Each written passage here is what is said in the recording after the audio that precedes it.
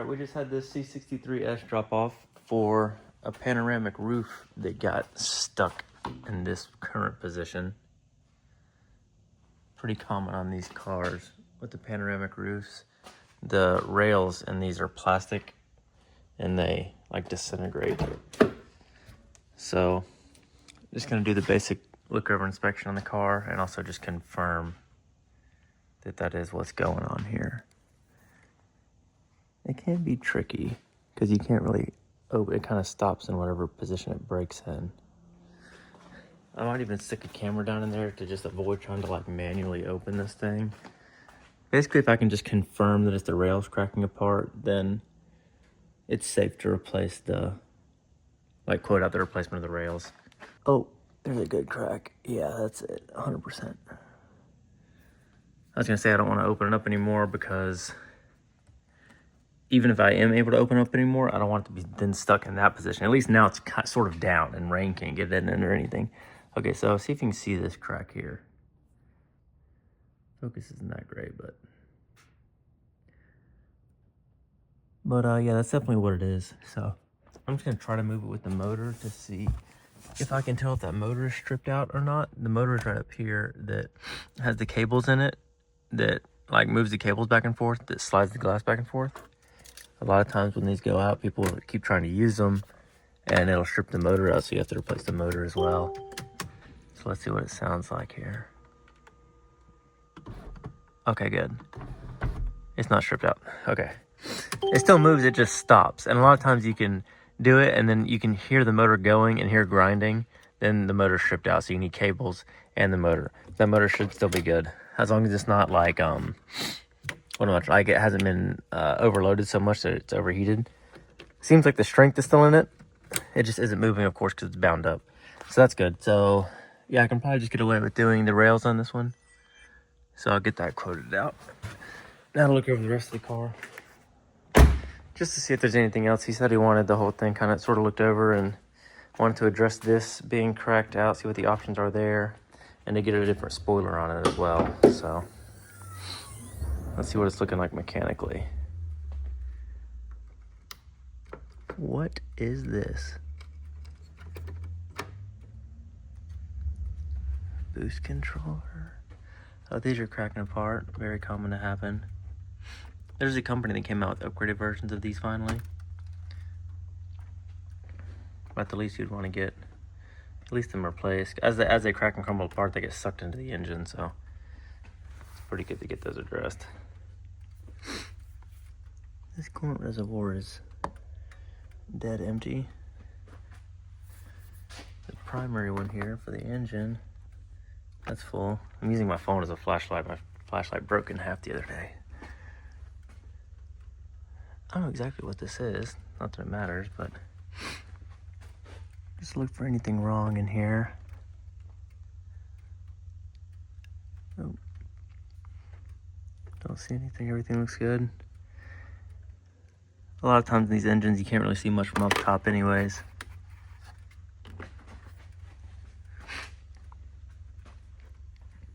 Oh, it's a purge valve fix. I guess this hose broke at some point. So someone at some point made up this thing that I guess works because there's no check engine light on. And just sort of made their own line and T-fitting and everything. On this car, because it's turboed, you have to have two purge valves. One for being under boost and one for being under vacuum like normal. Yep, don't see anything alarming up here.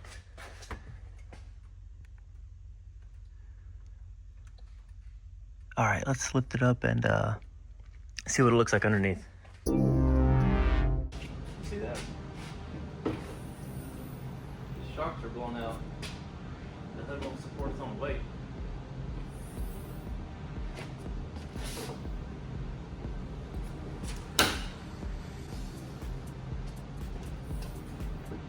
Stand up just a minute ago. Oh, it barely holds. That's scary.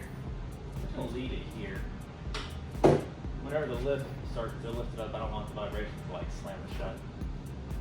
So that'll be good. I'll probably put those out as well to see if he wants to get any of those. I don't think they're very much.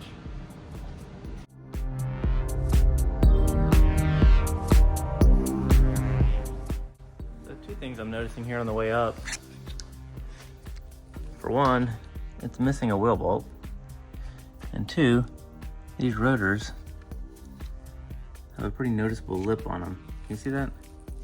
On the edge there where they're like worn into. You can see on the very edge there's like a lip forming right here.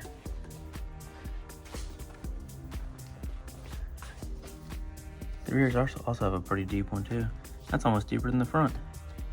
I'll check the brake life, like the brake pad life, once I get it fully in the air. I'm gonna check over the tire pressure too while it's right here, make sure it's set to spec.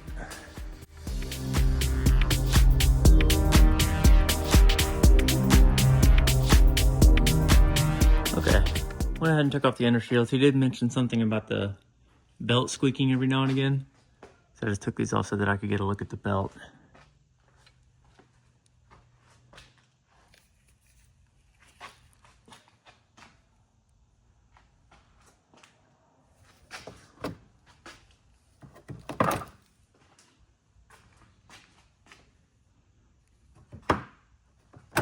Don't see anything up there. Okay, so this is the drive belt. There's coolant in this bottom reservoir here. That reservoir up top in the middle of the engine is more of like a display reservoir. And this is really the reservoir that holds the coolant. You can see it's pink, so I know there's coolant in it. So that's good to see at least. I will top that top one off though.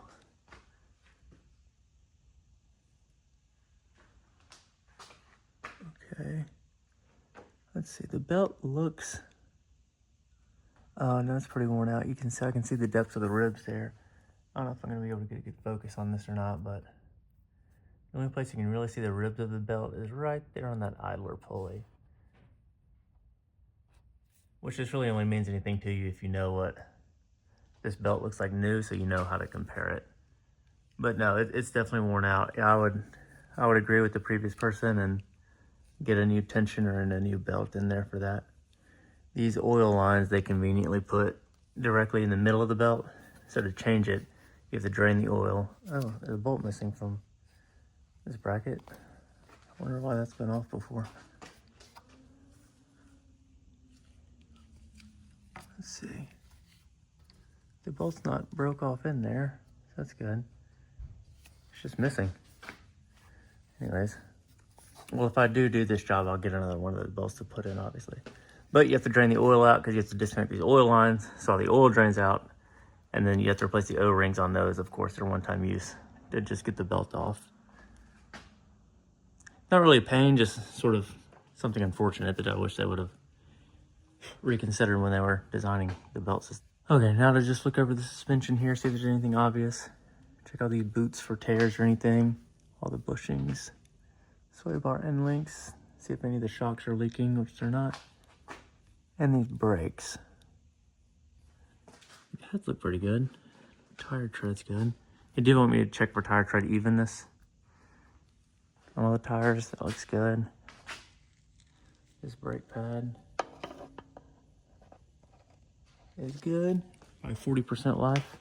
See, these pads have definitely been replaced before, so this is the second set of pads in the same rotor. This rotor definitely is not good for the next set though. So whenever these pads wear out, it'll need pads and rotors. Just checking these bushings here. It almost looks new. I wonder if this controller's been replaced. This is a big problem on this generation C63s, that these ball joints, they go out and start squeaking. So it's pretty common to see new of these controllers put in. The rest of the suspension looks good. No tears or anything. Bottom of the engine looks okay, no leaks. No leaks anywhere.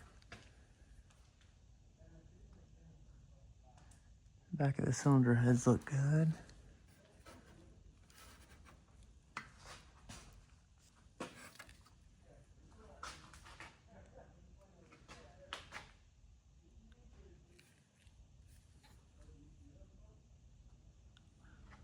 Yep, I don't see anything anywhere. Looking down the side of the transmission looks good.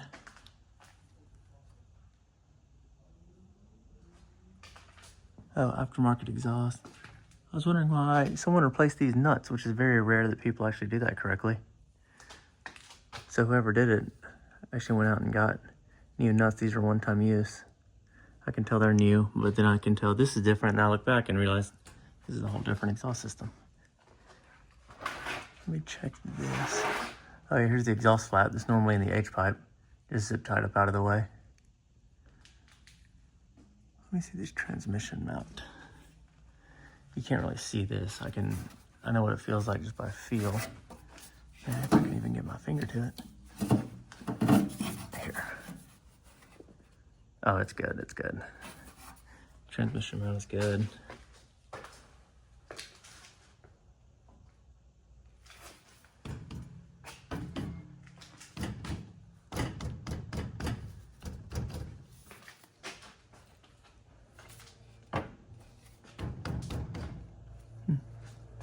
This ground shaft is broken off. I guess that's supposed to be a exhaust ground. It's broken, so don't fill up your gas at the gas station with the engine on in case it blows up. Let's see, look at that. Looking over this flex disc here. Looking over this rear, oh, a pretty good crack there. I only really see that one. You can see here this pretty deep tear starting to form there in this disc right here. I'd say that's probably worth replacing at that point. It's pretty deep. And check these axle boots. Nothing there. Differential's not leaking anywhere. That all looks good. And then the whole rear suspension looks good. No issues, no issues.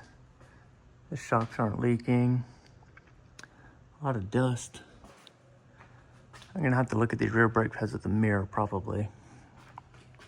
Stick a little mirror in between the wheel. All these bushings look good on all the control arms. Let's see these brake pads here. Oh, now I can get a good sight on them there. I don't know if I'll be able to get the camera focus on them. No, not really. But they're about where the front is, probably 40%, if not more than that. This tire is definitely wore out. Definitely have the tread bars. You can only see the thickness of the tread here, or the lack of thickness, I should say. See this outside pad? Oh yeah, that looks good. These brakes are good. And this tire's just about as even as the other one. This one has a little bit more tread. The only reason he was telling me this is to check for like alignment issue. This one's pretty even across. Yeah. There may be a slight rear alignment issue, but that's hard to tell. It's hard. I mean, the whole life of the tire went to this, and it's not uneven. It's just this seems to be the thickest tread. They're a little thinner in the middle. If anything, that would point to the tire being overinflated. And the factory spec might be overinflated. The rear spec on this is 39, I think it just was that I filled it to. 39 PSI, so if it was a little lower, it'd keep it a little more even. But I mean, we're talking like this might be 1.5 millimeters lower than the outside. But as far as across the tire, there's no like abnormal wear patterns or anything like that. See if you can see these brake pads. See how thick those still are. So brakes are good. And I did check over every other wheel to make sure no other wheel bolts are missing. It's only that one on the front left. Yeah, so yeah, I didn't see anything really, and that's pretty good. Car has over 100,000 miles on it. No oil leaks. It had to have been kept up with, because there are issues with this car every now and again. They are pretty stout, especially over the previous generations, but usually you find something, worn out suspension or an oil leak starting to form here or there. But not on this. There's absolutely nothing. The only thing is literally just this serpentine belt and the sunroof, of course, that it's in here for. So yeah, I'll get a quote, and the hood struts. It'd be nice if the hood could stay open while I was working on it. So I'll get this quoted out, and this belt with the tensioner quoted out, and then see what the price would be to get that panoramic roof working again. So yeah, all in all, it's in pretty good shape. No real like mechanical issues or anything like that to be concerned with at all. So just get those couple tiny little things quoted out that he was already expecting anyways, so there won't be any like surprise quotes or anything wrong with the car that he didn't know of, which is always good. And then see what he wants to do about getting it fixed.